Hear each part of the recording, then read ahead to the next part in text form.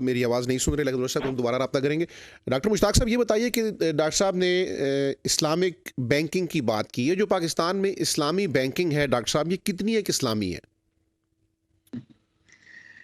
हाँ, उस पर तो खैर तवील बहस हो सकती है।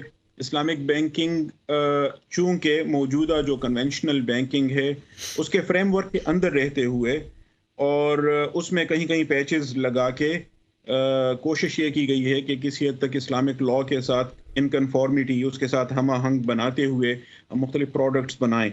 लेकिन चूँकि उनके सामने एक पूरा मॉडल पहले से मौजूद है और उसके प्रोडक्ट्स मौजूद हैं, तो इस्लामिक बैंकिंग के लिए मुख्तलिफ प्रोडक्ट्स बनाते हुए बनाने वालों ने कोशिश ये की है कि जो पहले से राइज सिस्टम है और पहले से राइज प्रोडक्ट्स हैं, उन्हीं से मिलता-जुलता या उसी तरह का प्रॉफ़िट देता हुआ और उसी तरह के गोल्स अचीव करता हुआ हम कोई निज़ाम ले आएँ।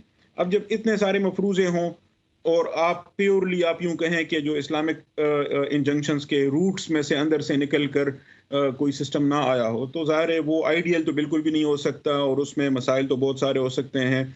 और मैं खुद चूँकि इस्लामिक लॉ का एक अदना सा तालिब इल्म हूँ, तो इस्लामिक लॉ के उसूलों की रोशनी में मुझे बैंकारी के इस पूरे तसव्वुर पर, इस्लामी बैंकारी पर भी, फिर जो कंपनी का तसव्वुर है, बैंक बज़ात खुद एक बैंकिंग कंपनी होती है, तो उसमें बहुत सारे मेरे सवालात हैं। लेकिन चूँकि उलमाए किराम और बड़े-बड़े मुफ्तियान किराम मौजूद हैं, जिन्होंने इस सिस्टम में पर गौर किया है, काम किया है, इस्लामी नज़रियाती काउंसिल की रिपोर्ट्स भी मौजूद हैं, इस्लामाइजेशन ऑफ इकोनॉमी के लिए स्टेट बैंक ने भी एक कमीशन बनाया था और भी इस तरह के इदारे मौजूद हैं।